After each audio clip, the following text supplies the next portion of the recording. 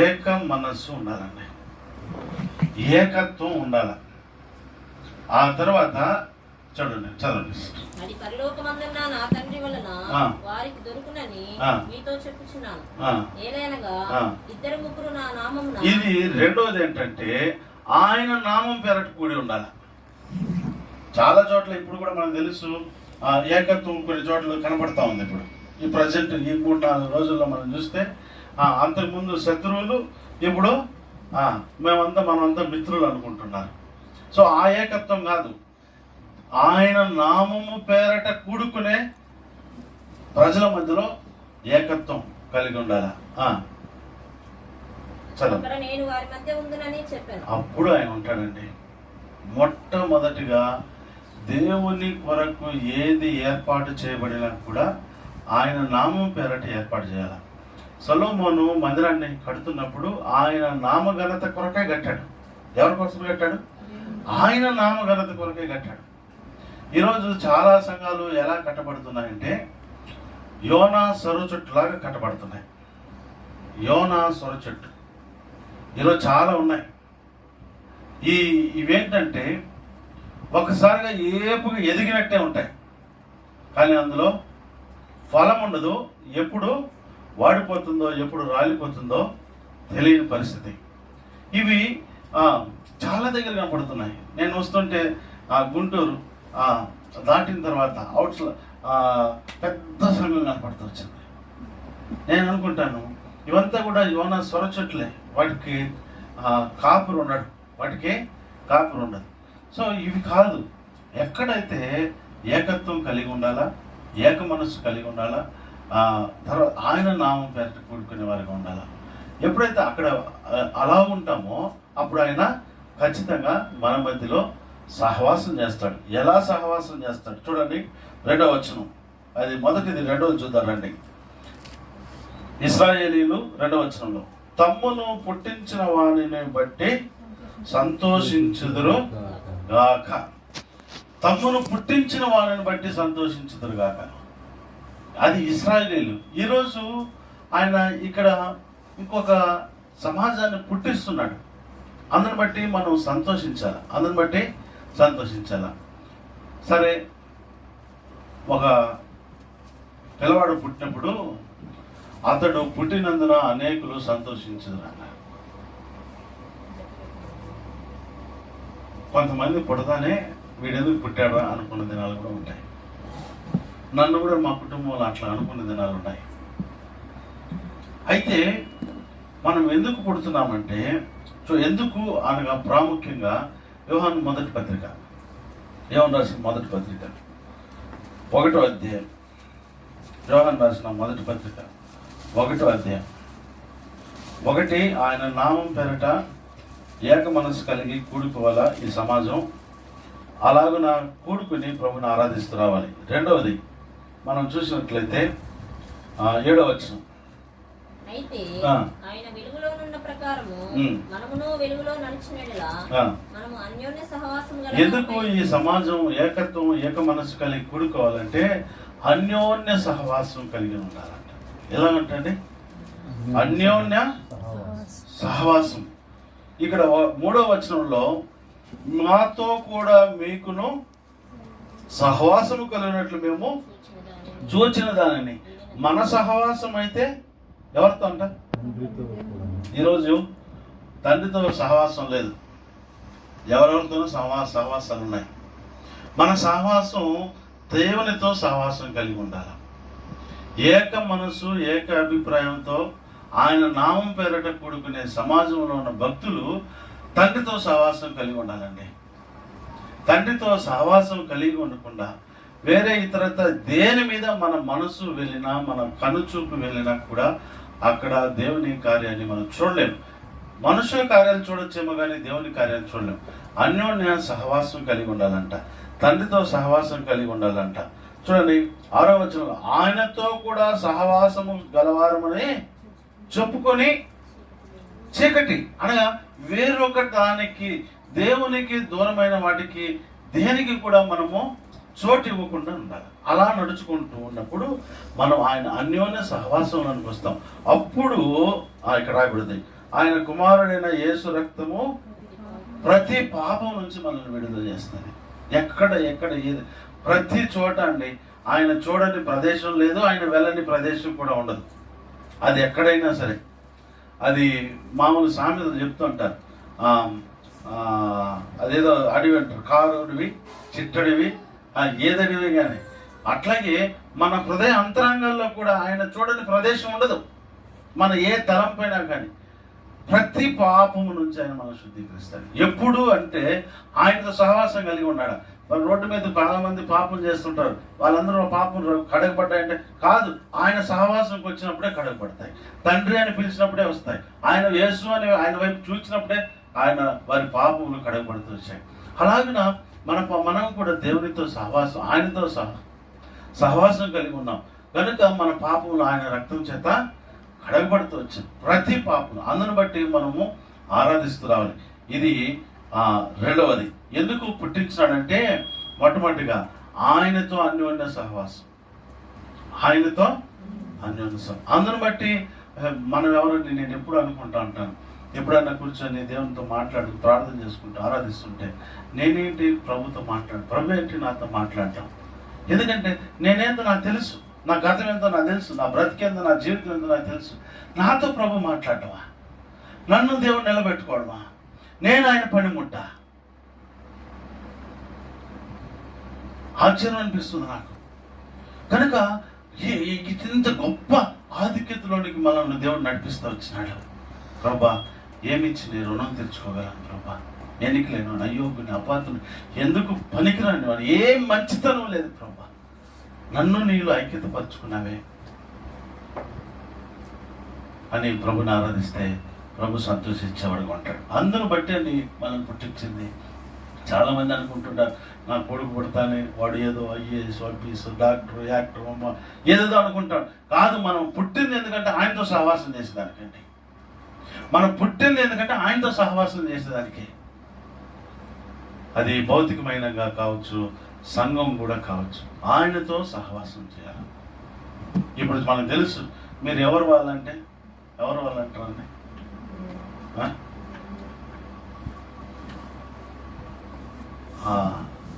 ఆ అంకులతో ఉంటారా, ఈ అంకులతో ఉంటారా, ట్రస్ట్లో ఉంటారా, సొసైటీలో ఉంటారా?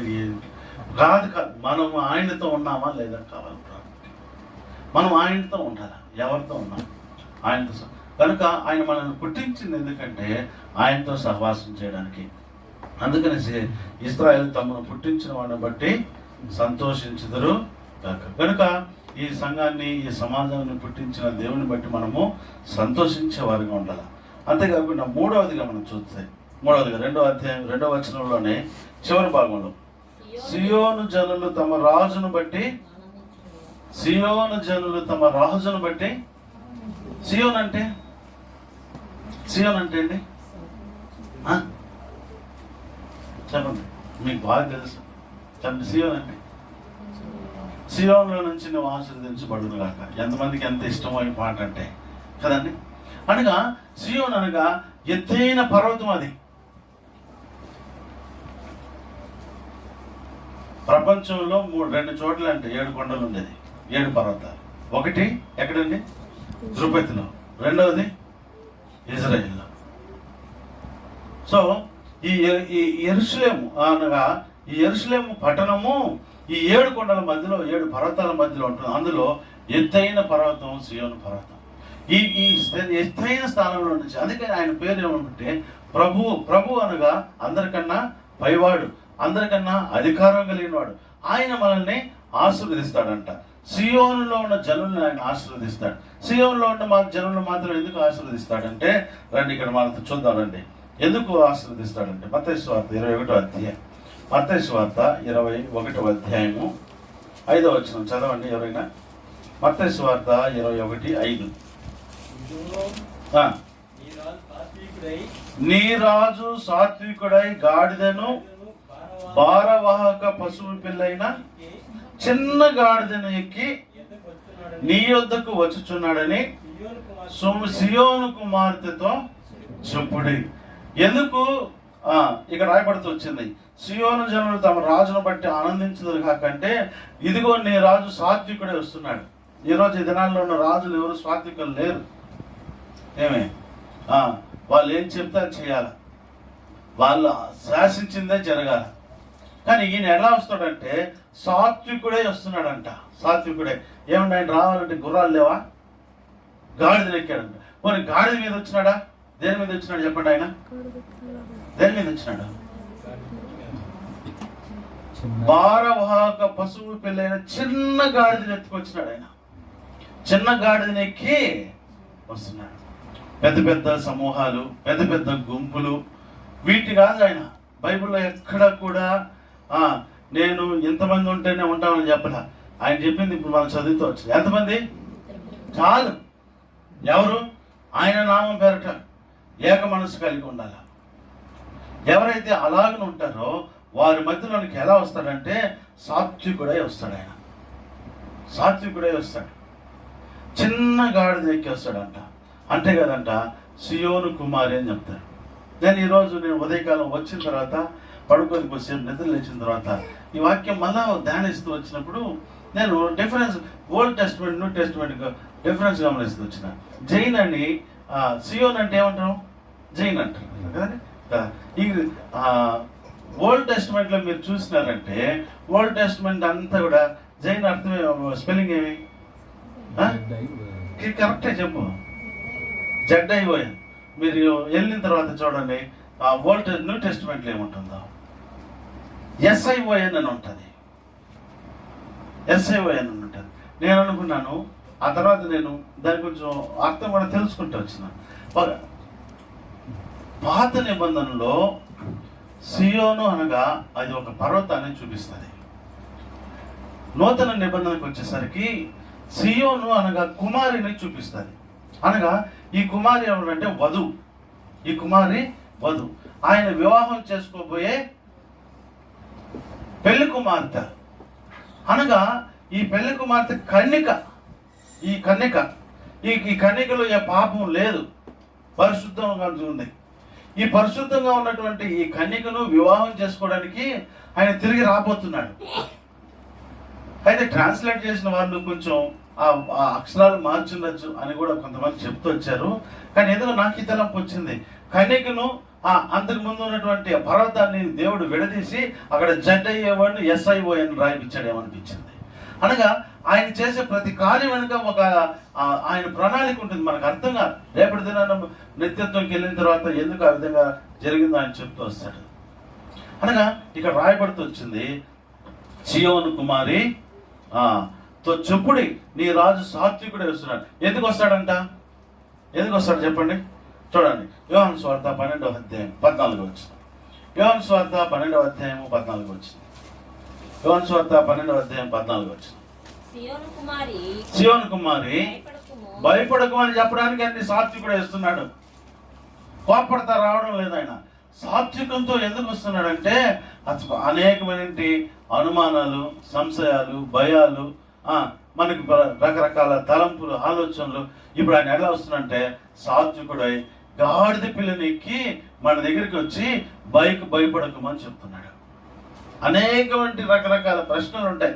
ప్రతిరోజు ఏదో ఒక సంశయం ఉంటుంది మనకి. మన ఇంట్లో కావచ్చు, సంఘాల్లో కావచ్చు, మన వ్యక్తిగత జీవితాల్లో కావచ్చు, మన ఉద్యోగం చేసే దగ్గర కావచ్చు, ఎక్కడైనా కావచ్చు, మీకు స్కూల్లో కావచ్చు, మనం ఉన్న ఏరియాస్లో ఎక్కడో వచ్చేట భయం అనేది ఉంటుంది.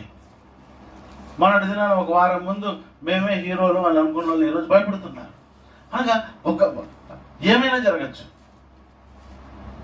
ఆయన అంటాడు, ఆయన మన మధ్యలోనికి భక్తులు కూడుకునే సమాజంలోనికి సాత్వికుడై చిన్న గాడిద పిల్లనెక్కి వస్తున్నాడు. చిన్న గాడిద పిల్లనెక్కి వచ్చి భయపడకమని చెప్తున్నాడు. ఇంకేం కావాలండి మనకి?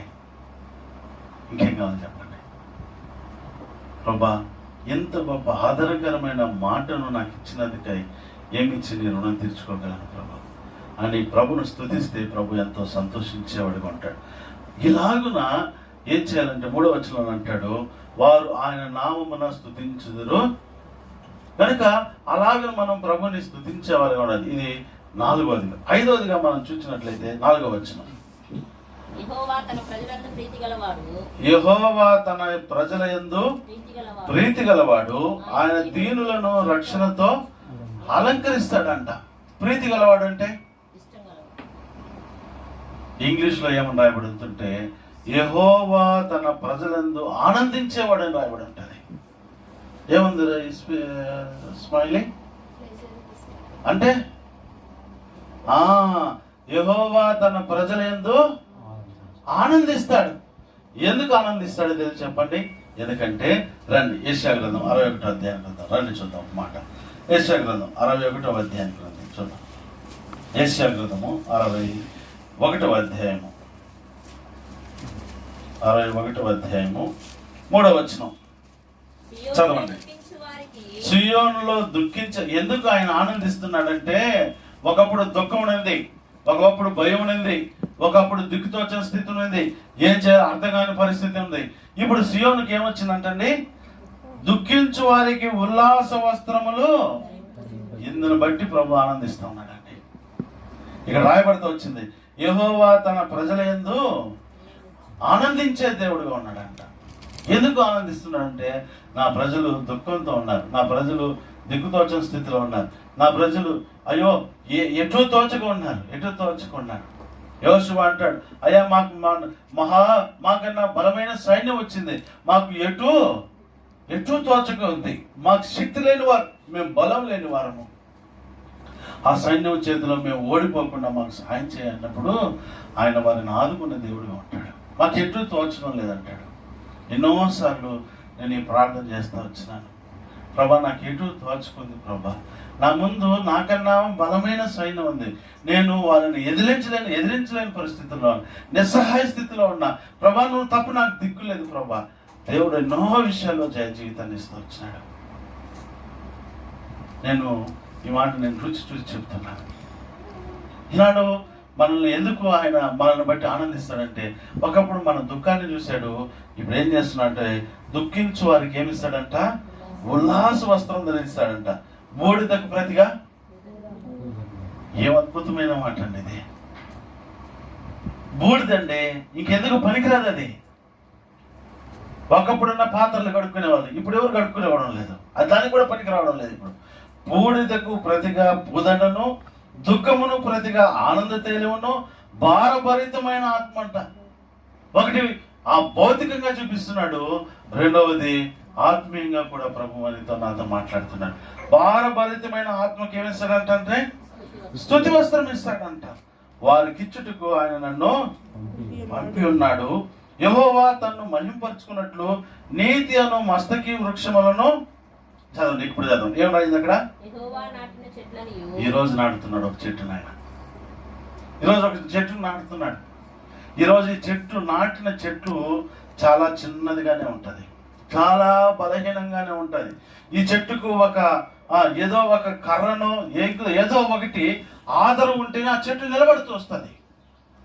కానీ ఒక రోజు వస్తుంది ఆ చెట్టు ఎలా ఉంటుందో చూడండి. రండి మత్తయి సువార్త 13:32. ఈ రోజు నాటబడిన చెట్టు దేవుని ఏర్పాటులో భక్తులు కూడుకునే సమాధానం ఏక మనస్సు కలిగి ఉండి దైవ చిత్తానుసారంగా సియోనులో ఆయన వెంబడించే వారంగా ఉన్నట్లయితే దేవుడు మనకి ఇచ్చే వాగ్దానం కూడా చూడండి. మత్తయి సువార్త 13:32. అది అన్నిట్లో చిన్నదండి, అది పెరిగినప్పుడు అది కూర మొక్కలన్నిట్లో పెద్దదవుతుంది. ఎంత అద్భుతమైన మాట అండి.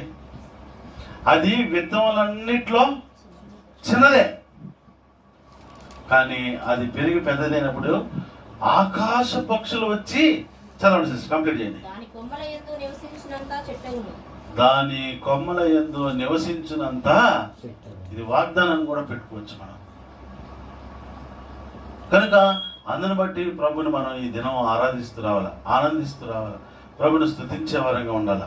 ఇది మనం చూసినట్లయితే 6వదిగా మనం చూద్దామండి. 5వ వచనం కీర్తనలు 149వ అధ్యాయం 5వ వచనం. భక్తులు ఘనత నుండి ప్రహర్షించుదురుగాక, వారు సంతోషభరితులై. ఈరోజు ఈ అనుభవం చాలా మందికి లేదు. ఏ అనుభవం లేదు?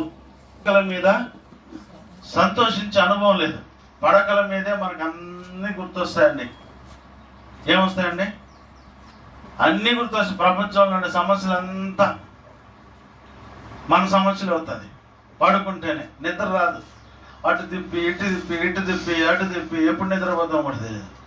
కానీ ఆయన అంటాడు, పడకల మీద ఉత్సాహగానము చేదురుగాక. ఎవరు ఉత్సాహగానం చేయగలుగుతారు?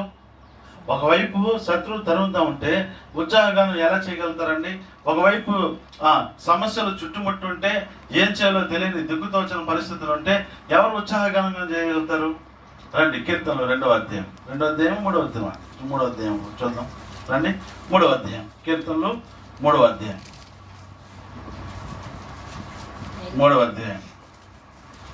3వ వచనం చదవండి.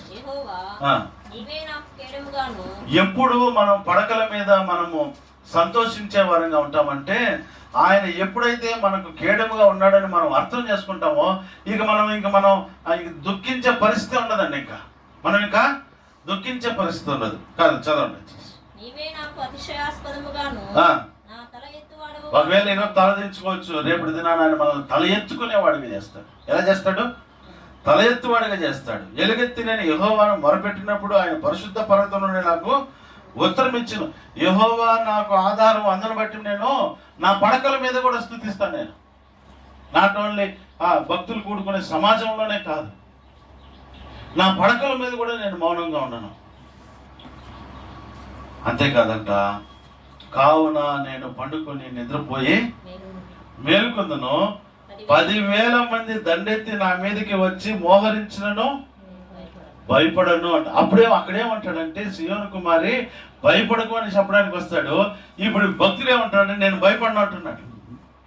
ఎప్పుడు భయపడుకున్నాం అంటే, ప్రభుని స్తుతించి ఆరాధించే ఆ అనుభవంలోనికి మనం ఎప్పుడు వస్తామో, పరిస్థితులు ఎన్ని ప్రతికూల పరిస్థితులు వచ్చినా ఇక మనం ఎప్పుడు భయపడమండి. మనం భయపడం. అనేకమైన పరిస్థితులు మనకు ఎదురవుతాయి.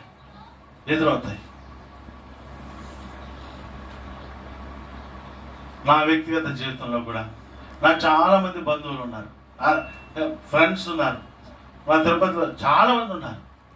కానీ అనేక పరిస్థితుల్లో నేను ఒంటరివాడిగా ఉన్నప్పుడు నేను ఎప్పుడు భయపడను. ఎందుకంటే నాలో ఉన్నవాడు అందరికంటే బలవంతుడు. ఈ మధ్య ఒక సమస్య వచ్చి పడేది. నాకు ఏం చేయాలో అర్థం కాని పరిస్థితి వచ్చింది. ఆ ప్రభుతో మాట్లాడుతూ వచ్చిన, ప్రభా అనేక మాటలు వాళ్ళు మాట్లాడుతున్నారు కదా, నువ్వు ఏదైనా ఒక మాట మాట్లాడితే నాకు ధైర్యం వస్తుంది కదా. ప్రభు నాతో ఒక మాట మాట్లాడంటే 7-8 మాటలు మాట్లాడుతూ వచ్చి ఎంచుకుంటూ 7-8 మాటలు మాట్లాడితే నేను వింటూ వచ్చిన. ప్రభు మాట విన్న తర్వాత నాకు ధైర్యం వచ్చింది. నేను నా పిల్లలతో చెప్పిన, నా కుటుంబంతో చెప్పిన, నా యొక్క పెద్దలతో చెప్పిన, నేను నీకు భయపడినా చెప్పా. ఎందుకంటే వాళ్ళతో అందరూ ఉన్నారు, నాకు ఎవరు లేరు, కానీ నా ప్రభు నాతో ఉన్నాడు. నేను భయపడను. అది ఏ పరిస్థితి వచ్చినా పర్లేదు. ఏ పరిస్థితి ప్రభు అనుమతిస్తాడు. ఒకేలా ఏదైనా అనుమతిస్తే దానికి మనం ఏం చేయలేమండి. ఆయన సర్వాధికారి, సర్వశక్తిమంతుడు, ఆయన సార్వభౌమ అధికారం కలిగిన దేవుడు. ఆయన మనతో ఉండగా మనకు భయం ఎందుకు చెప్పండి? 10,000 మంది దండెత్తి వచ్చిన నేను ఏమంటాడంటే, ఎంత అద్భుతమైన మాట అంటే ఇక్కడ రాయబడుతూ వచ్చింది, నేను పండుకొని నిద్రపోయి మేల్కొంటాను. ఇంత గొప్ప ఆదరణకరమైనటువంటి మాటలతో ప్రభు మనతో మాట్లాడుతుండగా ప్రభును స్తుతించకుండా ఉండగలుగుతామా? అంతేకాదంట, ఇక్కడ మాట చివరిగా ఏమంటాడంటే, ఆయన 9వ వచనంలో 7వది ఏమంటాడంటే, 9వ వచనం,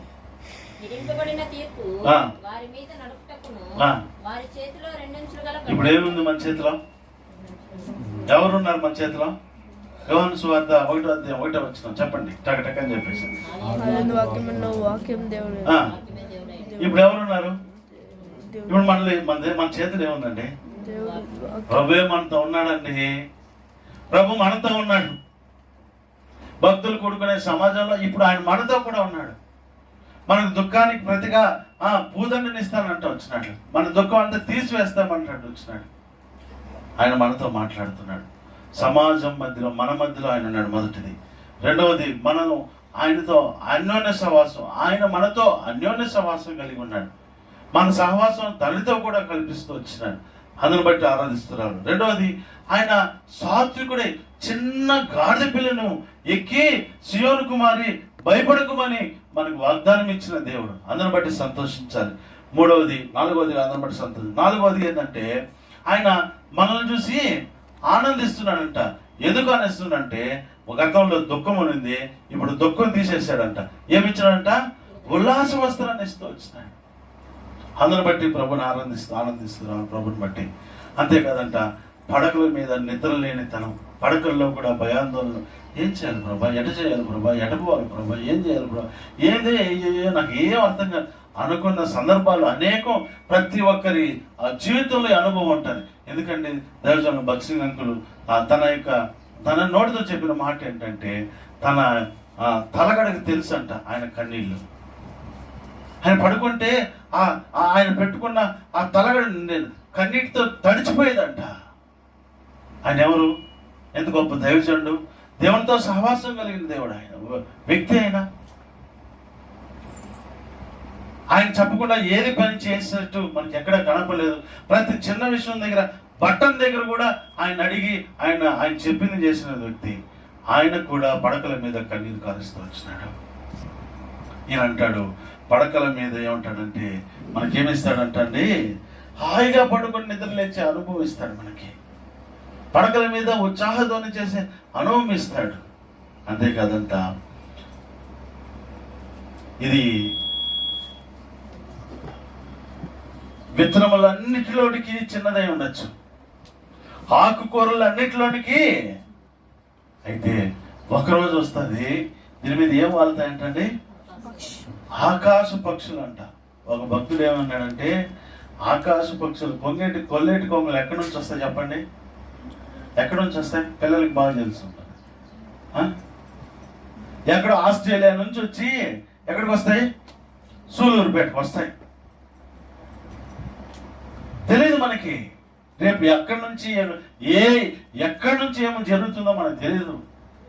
దేవుడు సంఘాన్ని కాపాడుకునే దగ్గర, మన కుటుంబాలను భద్రపరుచుకునే దగ్గర, అనగా ఎంత గొప్పగా ఆదరణకరమైనటువంటి ఈ గొప్ప రెండంచుల ఖడ్గం ఇప్పుడు ఎవరి చేతిలో ఉంది? అందుకనేసి వారి చేతిలో రెండంచులుగా ఖడ్గం ఉంది. ఇది అన్ని ఇవ్వడం కొరకై ఆయన ఏం చేస్తూ వచ్చాడంటే, ఈ మాట చదువుకొని ఆరాధన ప్రవేశిద్దాం రండి. పేతురు రాసిన మొదటి పత్రిక, పేతురు రాసిన మొదటి పత్రిక, పేతురు రాసిన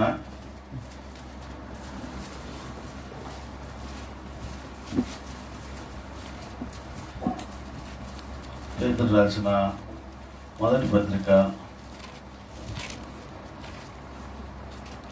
2వ అధ్యాయము 21వ వచనం.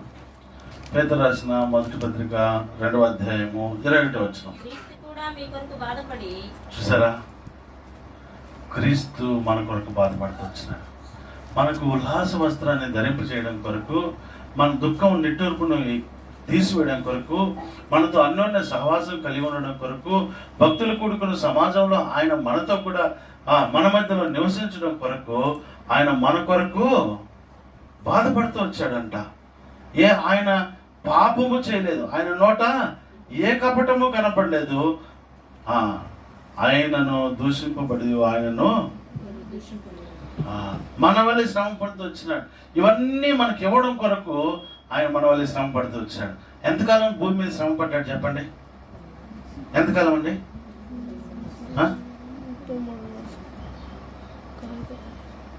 30 సంవత్సరాలు కుటుంబంలో ఆయన పడ్డ కష్టాలు మనం పడినవేమో. ఎందుకంటే యేసప్పు తర్వాత కనపడలేదు, ఏమైనాడో మనకు తెలియదు. బైబిల్ పండితులు చెప్తారు, భారమంతా ఈయన మీద పడిందంట. 30 సంవత్సరాలు కష్టపడ్డాడండి కుటుంబం కొరకు. 3.5 సంవత్సరం దేవుని రాజ్యం దేవుని రాజ్యం కొరకే కష్టపడుతూ ప్రయాసపడుతూ వచ్చాడు. ఎన్ని శ్రమ పడుతూ వచ్చాడు. కొంతమంది చెప్తుంటారు, నాకు ప్రాక్టికల్గా నేను మా నాన్న చనిపోయినప్పుడు అర్థమైంది. నాకు ఎవరైనా చనిపోయినప్పుడు పోయేసి నువ్వు బాధపడతలేనా, దేవుడు సాయం మన దేవుడు ఆదరిస్తాడంటే అది అర్థం కాదు. మనం కోల్పోయి ఆ బాధను అనుభవించినట్టు చెప్తేనే అది వాళ్ళకి అర్థం అవుతుంది. నేను అర్థం చేసుకోగలుగుతాను. ఒక తండ్రిని కోల్పోయినగా బిడ్డగా నేను ఆ దుఃఖం అంటే నాకు తెలుసు. అనగా వారి యావత్ బాధలో ఆయన ఆయన మన వల్ల బాధపడుతూ వచ్చినాడు, మన వల్ల శ్రమ పడుతూ వచ్చినాడు. మన కష్టం ఏంటో ఆయనకు తెలుసండి. అదే ఆయనకి పన్ను కట్టాలంటే ఎంత లేదు, ఆ శక్యం కూడా లేదు ఆయన దగ్గర. ఎంత బాధపడ్డాడో, ఎంత కష్టపడ్డాడో. నేను ఒకరోజు ఒక సేవకుడి ఇంటికి వెళ్ళా, అన్ఎక్స్పెక్టెడ్గా వెళ్తే ఎందుకో పోతా దారిలో ఫిష్ మార్కెట్ కనబడితే చాలా శ్రేష్టమైనది 1 కిలో ఫిష్ తీసుకొని వాళ్ళ ఇంటికి వెళ్ళా. మామూలుగా ఎప్పుడు పోను వాళ్ళ ఇంటికి, ఎందుకో పోవాలనిపించింది. వెళ్ళి వాళ్ళతో మాట్లాడి ఆ చేతులు పెట్టా.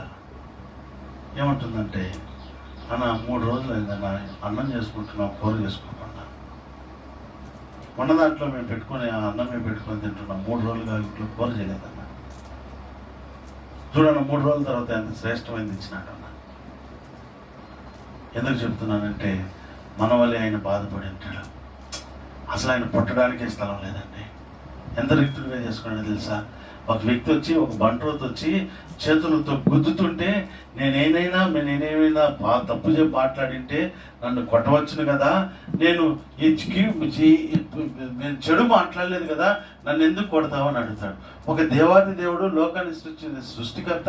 యోహాను సువార్త 17వ అధ్యాయం ఉంటుంది, చదవండి. ఒక అద్భుతమైన మాట. ఎంత రిక్తుడిగా చేసుకున్నాడంటే ఆ మాట. యోహాను సువార్త 17వ అధ్యాయం, 17వ అధ్యాయం 18వ అధ్యాయం, క్షమించండి, 18:22. ఆయన ఈ మాటలు చెప్పినప్పుడు దగ్గర నిలిచిన బంట్రోతుల్లో ఒకడు, ప్రధాన యాజకునికి ఇలాగ ఉత్తరం ఇచ్చుచున్నావా అని చెప్పి, ప్రధాన యాజకునికి ఇలాగ ఉత్తరం ఇచ్చుచున్నావా అని చెప్పి యేసును అరచేతులతో కొట్టెను. ఏంటండి ఇది? యేసును అరచేతులతో కొడుతుంటే అందుకు యేసు, నేను కాని మాట ఆడిన ఎడలా, నేనేమైనా కాని మాట చెడ్డగా మాట్లాడింటే చెప్పయ్యా, మంచి మాట ఆడిన ఎడల నన్ను, ఒక సామాన్య మానవుడు, అయ్యా నేనేం తప్పు చేయలేదయ్యా అన్న, నేనేం అనలేదన్నా, నన్ను ఎందుకు తిడతావన్నా అన్న, నిజంగా నేనేం చేయలేదన్నా. మన వల్లే బాధపడ్డాను, మన వల్లే. ఒక ఆఫ్టర్ ఆల్ ఒక బంట్రోత్ వచ్చి చేతులతో గుద్దుతుంటే ఆ మాట అన్నాడు. ఎంత రిక్తులుగా చేసుకున్నాడు చెప్పండి. ఎందుకో తెలుసా అండి? మన దుఃఖానికి ప్రతిగా ఉల్లాస వస్త్రం ఇవ్వడం కొరకై, మనతో అన్యోన్య సహవాసం కలిగి ఉండడం కొరకై, మనల్ని ఆదరించడం కొరకై, మనం భయపడిపోతున్నప్పుడు భయపడకము అనే వాగ్దానం మన పట్ల నెరవేర్చడం కొరకై ఒక సామాన్య బంట్రోతు దగ్గర ఆకాశమును అందులోని సమస్తమును, భూమిని అందులోని సమస్తమును, సముద్రమును అందులో సమస్తమును సృష్టించిన సృష్టికర్త ఆయన అంటాడు, నన్ను ఎందుకు కొడుతున్నావయ్యా? ఇది నన్ను ఎవరు చెప్పరు ఆ విధంగా. నన్నే కొడతావా? నీ కథ చూసుకుంటానులే, నాకు టైం వస్తుంది. ఆల్రెడీ ఇప్పుడే చెప్తున్నారు ఇంకొక 5 సంవత్సరాలు లాగండి. ఆయన ఒక శూన్యములోనే సృష్టిని సృష్టించిన ఒక సృష్టికర్త. మన కొరకు యావత్ బాధపడుతూ వచ్చినాడు. మనల్ని పట్టించుకునే దేవుడు, మనల్ని చూచున్న దేవుడు, మనతో సహవాసం చేసే దేవుడు, మన మధ్యలో నివసించే దేవుడు, మన దుఃఖాన్ని ఉల్లాసవస్త్రంగా మార్చే దేవుడు మన మధ్యలో ఉన్నాడు. అంతేకాదంట, ఆయన మన కొరకు యావత్ బాధ పొందుతూ వచ్చాడంట. ఇక్కడ మనం చూస్తే పేతురు రాసిన 2వ పత్రికలో మన పాప విలక్షమే ఆయన చనిపోతూ వచ్చినాడు.